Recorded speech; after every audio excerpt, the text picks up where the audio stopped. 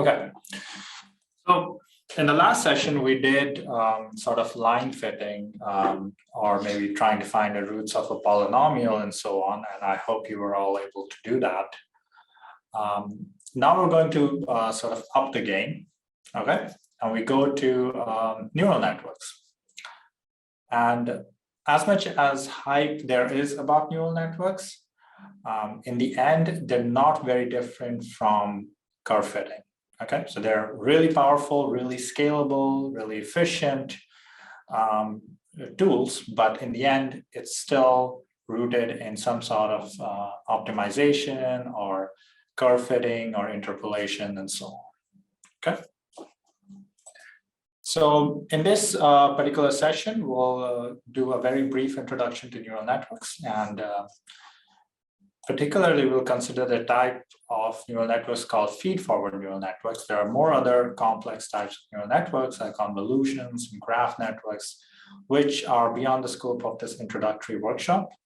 But I would strongly encourage you to go check them out after this workshop, or maybe even get in touch with us. All right, so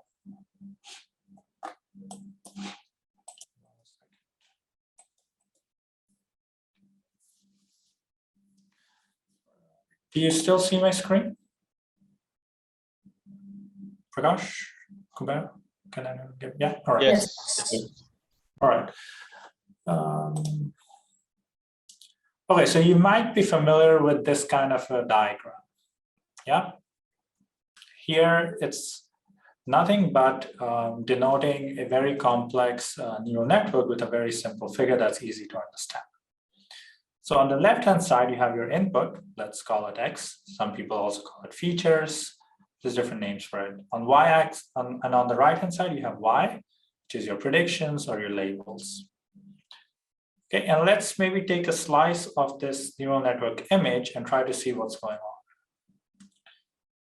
So let's say you have one layer here, and what we see that neural networks are nothing but just simple linear transformations. So your input is a three-dimensional vector, let's say X, X1, X2, X3, okay? We map it to, let's say, a five-dimensional vector, okay? Could be any vector for now. So let's say Z1, Z2, Z3, Z4, Z5. And the way to do that would be a simple matrix multiplication. So we take X, we multiply, X is a three-dimensional vector, we multiply to it something, a matrix like A1, which is, let's say, 5 times 3 in size. And we get Z. So Z is a five-dimensional vector, and B1 is some constant. Then we take this five-dimensional vector Z, and we can again map it to another two-dimensional vector, just another linear transformation, where Y is simply A2Z plus B2. So every time you see a slice or a layer in this image, it's basically a linear transformation. And the way you can tell the dimension of this linear transformation is just by counting the number of circles in this layer, okay? So for example, here you have 3, so X is a three-dimensional input. The next layer is 4, the next layer is 6, and so on.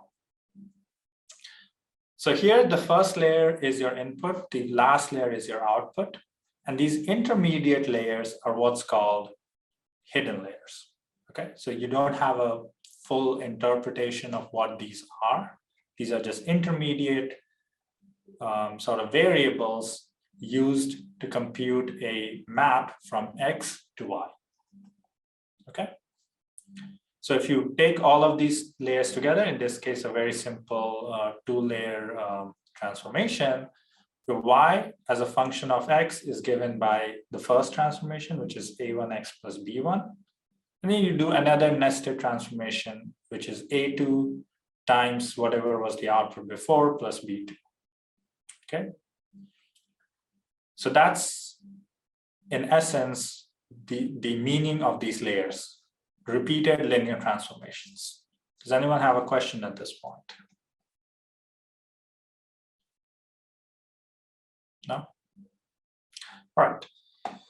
So, okay, you have each layer denotes a linear transformation here. You go from 3D to like 4D, 6D, 8D, 20D, 100D, then go back to 10D, 5D, and then finally 2D, which is your output.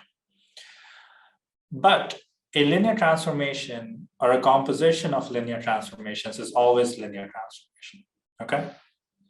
No matter the intermediate states are very high dimensional, a linear transformation in the end will remain linear transformation no matter you do it in 5 steps, 10 steps, whatever. So your output Y is still linear curve fitting with respect to X. That's why we need to introduce some nonlinearity. And this is where neural networks start to become powerful, okay? Until now, you were doing simple linear fitting despite so many layers in the middle. But what we do is between each layer, okay, so you have, let's say the simple example again, you have X here, Z is your hidden layer, Y is your output, X is your input. And after every linear transformation, you do a nonlinear transformation as well, okay? So you say X is your input, comes in, you map it to 5D Z vector, so Z is A1X plus B1. But before passing this Z to Y, you actually pass it through a nonlinear function sigma, okay? And I'll talk about this sigma in a minute. We take this Z, which is now a nonlinear transformation, and give it to the next layer, which then maps it to Y, using again a linear transformation. But instead of just passing Y, we actually pass it through another nonlinear function, sigma. What is the sigma? Sigma can be any nonlinear function that operates element-wise, okay? So you have 5 entries in, let's say, Z, and all of these will become, will transform element-wise. So Z1 becomes sigma times Z1, Z2 becomes sigma times Z2, and so on.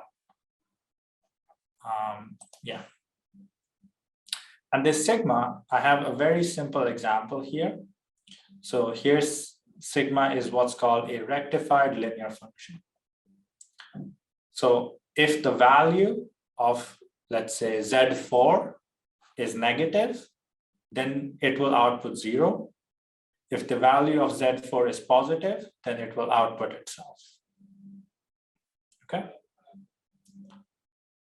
So what essentially a neural network is a lot of layers of repeated linear transformation followed by a nonlinear transformation.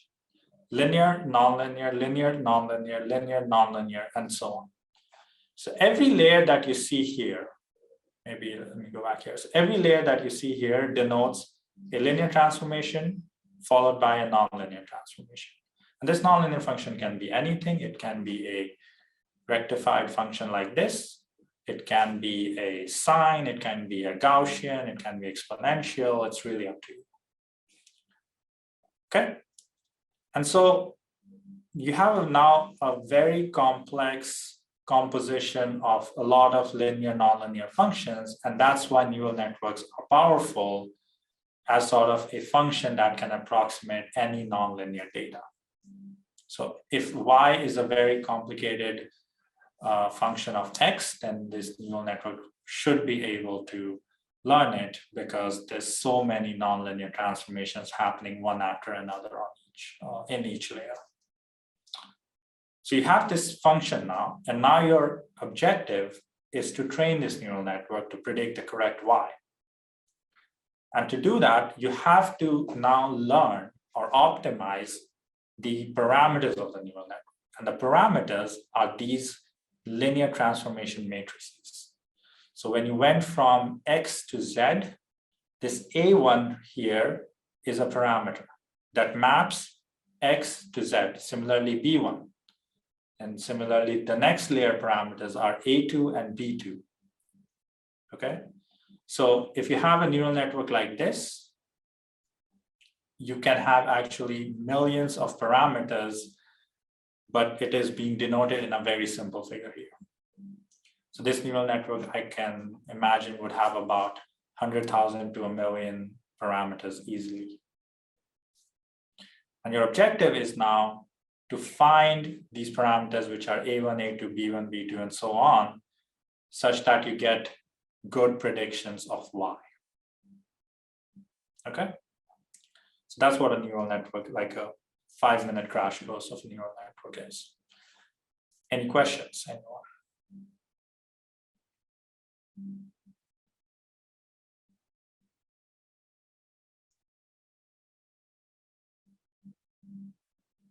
No?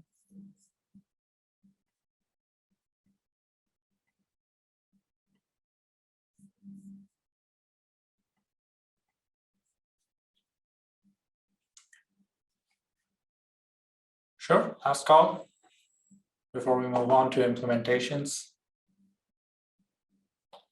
All right. So let's consider an example problem, okay? So we have, let's say, some data coming in, okay? So you have some features, let's call them X again. You have some labels, let's call them Y. These could be measurements or observations of your experiment, could be anything. Now you want to make a model or a neural network function that can, given X, make a prediction Y as close as to, let's say, your observations and measurements. Okay, and I have two kinds of data here. I have a training data and I have a testing data. So in machine learning, it's very common to train a neural network or train any machine learning model on training data. By training, I mean finding the parameters of your neural network or your model, and then testing it on data that you have not seen during training completely. Okay, and the reason is such that, so the test data is sort of like a test of what will happen when you deploy this machine learning model in the real world. Does it perform to data that it has not seen before?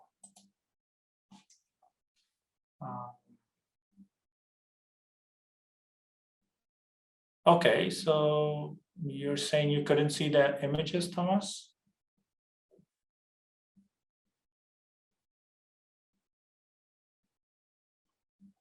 Does anyone else have this problem? No? Anyone among the participants? Okay.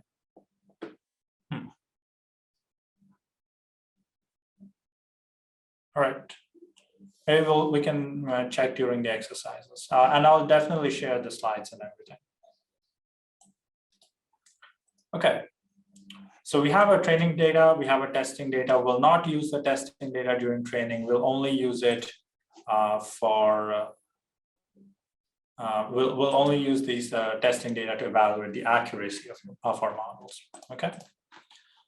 So I'll just execute this, which loads the data in my notebook. And now I can check the shape or the size of the arrays that I've loaded. So I can say xtrain.shape. So shape is a function that tells me the size of the array, and it tells me that xtrain, my input training data, has 200 rows and 2 columns. So 200 rows denotes your 200 data points, 2 columns denotes the 2 sort of features or dimensions of your data. Okay, let's look at ytrain again. So ytrain.shape. And again, we have 200 data points, and this time also we have, let's say, 2 measurements. It could be 3, it could be 4, doesn't have to be the same as xtrain, okay? So maybe, let's say if you're doing an experiment, maybe, you know, the first column is pressure, the second column is temperature, let's say. All right. This is just a function for plotting in 3D. I don't want to go into the details of it. You can use this function to just visualize your data.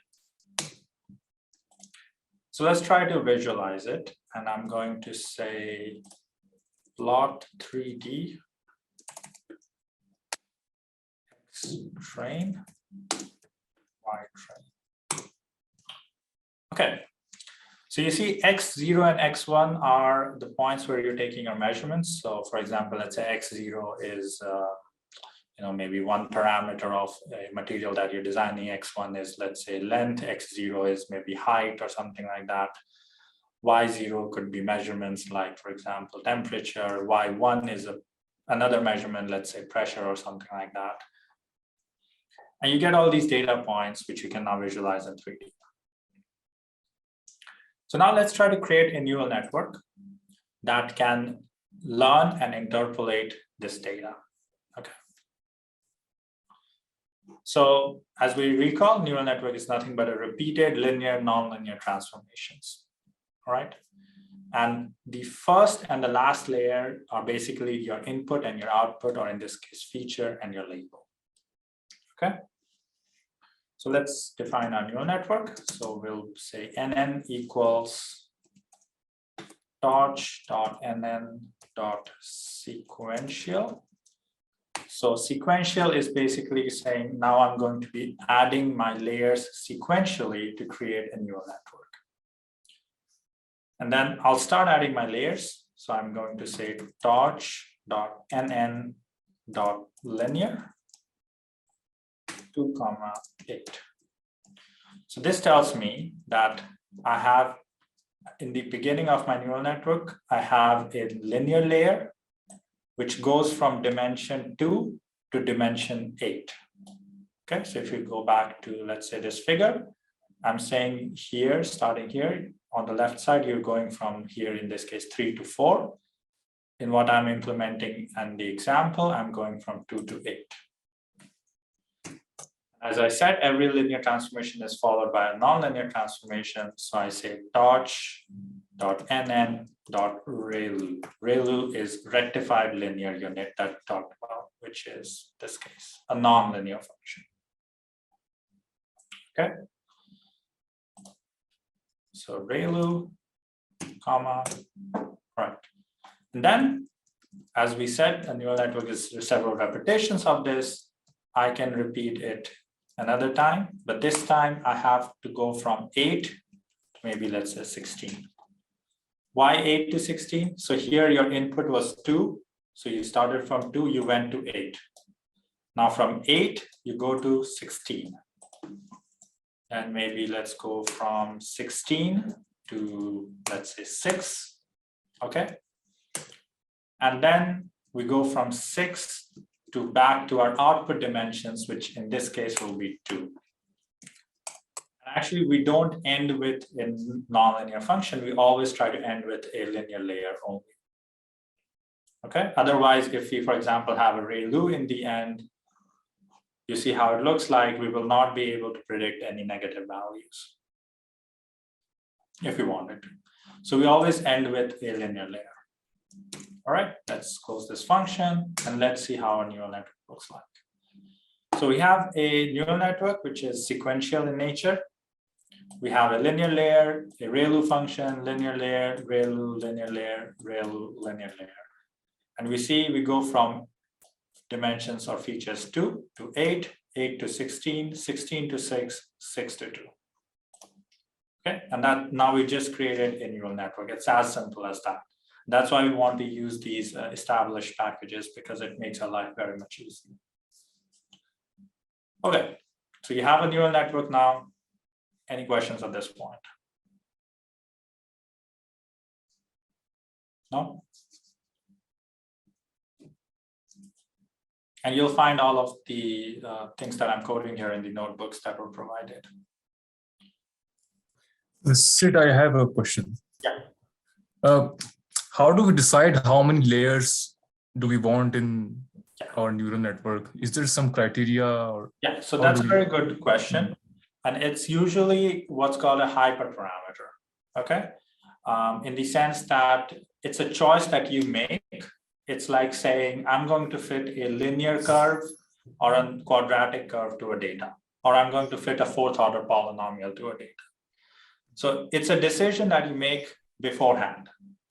Let's say you're given some data and you fit a second order polynomial to this data, and you see that, oh, I'm not getting good results. Let's try maybe a fourth order polynomial. Let's maybe try a sixth order polynomial. So this is something that you fit once then you see, can you improve it? And these are part of what's called hyperparameter tuning. So you tune your model architecture until you get like, you can improve the model prediction accuracy on the test data. And this is really, there's a lot of black arts here involved in tuning these neural network architectures. But the rule of thumb is that if you're accurate, and very crudely, and this is very much in a simplified way, if your accuracies are low, all right, then or like making these neural networks deeper. So if you add more layers, or if you make them wider, so if you increase these intermediate dimensions, it's sort of equivalent to increasing the polynomial order of your curve fitting. Okay, and if you increase the polynomial order, then you fit the data very well, but your prediction accuracy could decrease. Okay, if you make the model too simple, so let's say I just have maybe, the extreme case is just having a linear layer, and you have a very nonlinear data, you're just simply trying to fit a single neural network layer, you will have very bad fitting as well as very bad prediction accuracy.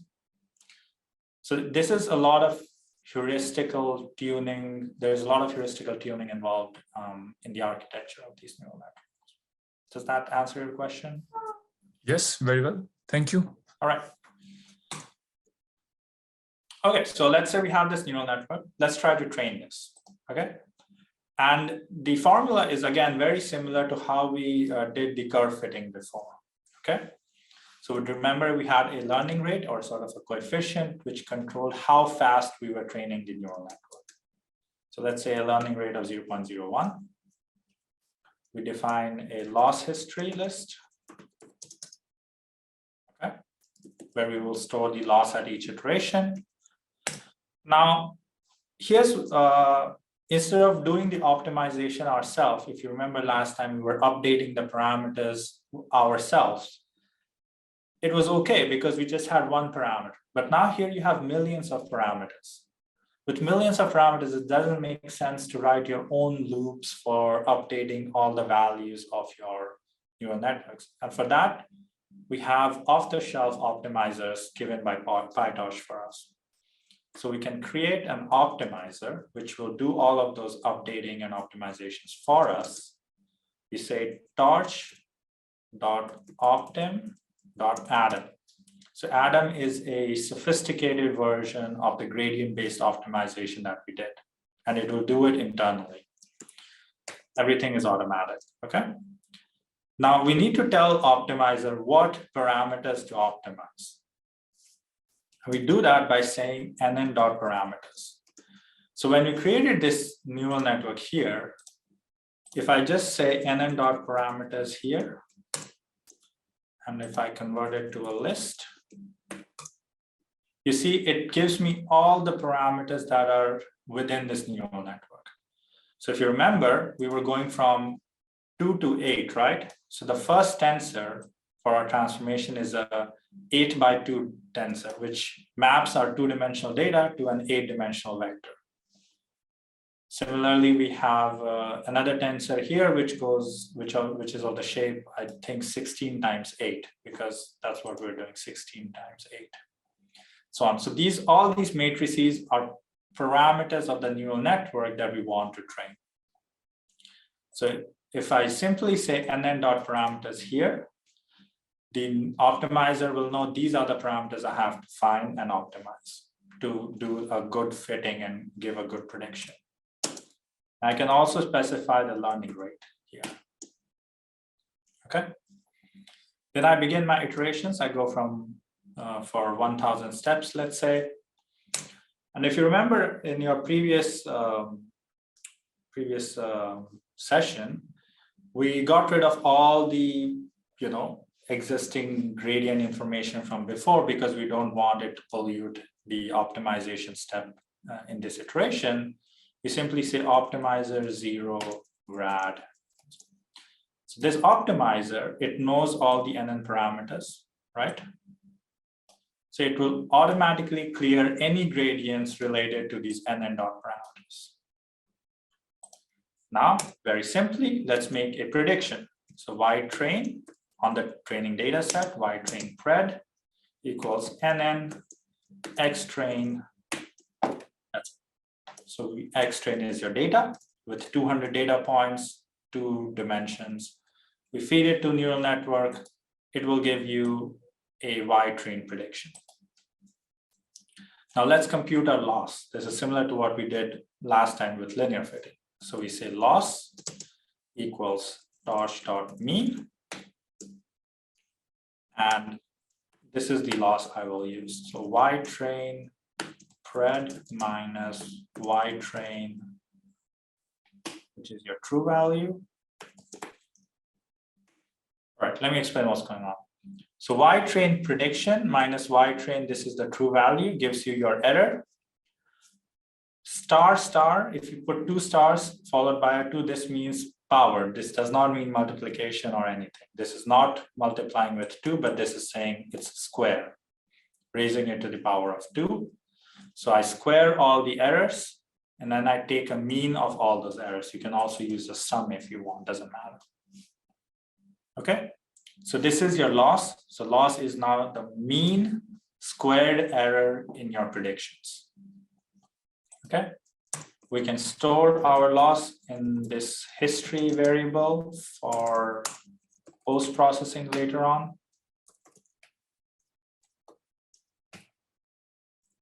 Similar to before. Then let's now do the automatic differentiation to get the gradients.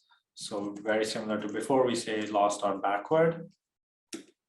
It's very similar to what we were doing before, but now we just have a neural network with way more parameters than having one single parameter alpha for linear curve fitting. And then we simply update it. Remember, we did the updating by ourselves, but this time we have this optimizer that can do everything for ourselves. So we just simply say optimizer.step. So step will just do one update to all the parameters automatically. Okay. So to recap, you have a learning rate, you're tracking all the loss history. You create an optimizer that takes both the neural network parameters and the learning rate. It stores it inside itself. Then we start our iterations, remove any gradients that may have existed from previous iteration, make a prediction, compute the error on the predictions. For this, we use mean squared error. We take the loss, append it to our loss history, do a backward to compute all the gradients, and then tell the optimizer, hey, use all of those gradients to update all the neural network parameters for me. And then we do it 1,000 more times. Okay. So let's do it. Should be done very quickly. And we can now check how the loss history looks like. So you see loss or error on y-axis, log scale, x-axis is your iteration. And we see with about 600 iterations, the error has started to saturate. It's not decreasing anymore. We let it run a little bit more and stop at 1,000 iterations. Okay, and you can see the error is very small, around 10 to the power minus 4, which means it looks like we have done a good fitting to our data. All right, so then we can now visualize it. It's the same function, plot 3D. I'm not going to explain this function. It's just some visualization. And we see the red dots are the points in your true data, your measured data, and the surface that you see in blue and green is what the neural network is predicting. So I have another function here to visualize some things. Let's see what they will look like. So you did your training on the training data set, but now we will check the accuracy on the testing data set. This testing data set is something that is not used during the training, that the neural network has never seen before. Okay, so we say y pred, which is your prediction, and then you take your neural network, predict it on X test. Okay. Your true values or your true measurements are basically just simply Y test. Okay. And now I can visualize the accuracy between this y pred and this y true by using this plot R2 function that I wrote. You don't need to look at what's going inside the function, just look at the results. And this is what it looks like. So you have your y is your labels, has 2 dimensions, right? So 0 and 1, let's say temperature, pressure, or whatever. On x-axis, you have the true values. On y-axis, you have the predicted ones. Okay. Now, if the prediction and the true are exactly the same, then the points will all lie on this red line, which passes through origin with slope equal to 1, right? Similarly, for the other dimension, we can also do the same. X-axis is true, y-axis is predicted. If you have points lying on this red line, which means it's a perfect fit, true and predictions match exactly. Okay. If a point is very far away from this red line, it means that prediction was really bad. Okay. And yeah, and then this R2 or R squared is what's called the coefficient of determination.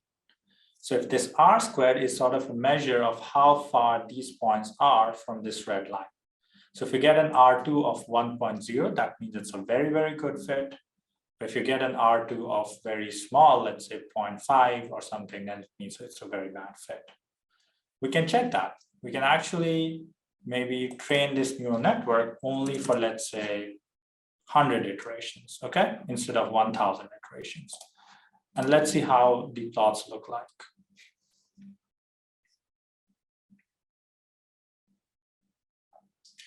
You see, we didn't train the network fully, okay? The loss hasn't saturated here. We stopped our training very early on, and we see that our predictions are actually quite bad. Okay, the points are far away from these red lines, which means our true and predicted values are not the same. I remember, I think one of you had a question, so it's like, hey, what if we didn't have all of this layer? Let's say we just have one single layer, okay? Which means our model is really simple. Let's see what happens with the predictions now. And I'll bring back the iterations again to 1,000, okay? So the only difference now is I just have one linear layer. So it's linear fitting, then simple line fitting, that's it, nothing else. Let's see how it looks like.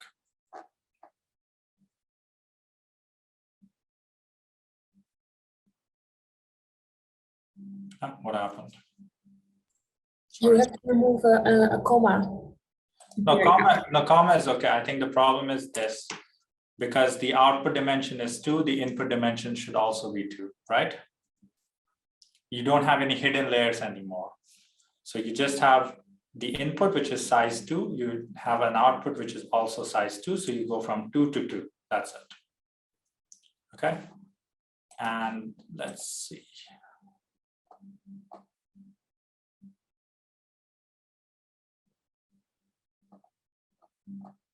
So you can see already the curve, like the surface that you see, it's linear, right? Why is it linear? Because we don't have any nonlinearity in a neural network. It's just a linear layer. And you see, the errors are actually quite bad. Okay. Maybe we make the model, you know, let's say, let's do this.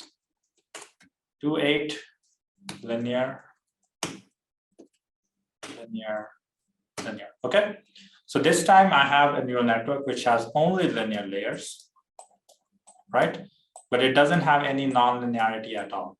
So only linear layers. And remember, we talked about that if you only have linear layers, the whole neural network is also just a linear layer. Composition of linear functions is always linear. Let's see how it looks like now. So if we run this, you can just click here and you'll see it runs the whole notebook. You see again, the predictions are all planar, denoting that that means that your neural network predictions are linear despite having 4 or 5 different layers in the middle. Okay, and your accuracies are again bad. Okay, and then if I just simply bring back the nonlinearities and I rerun my notebook,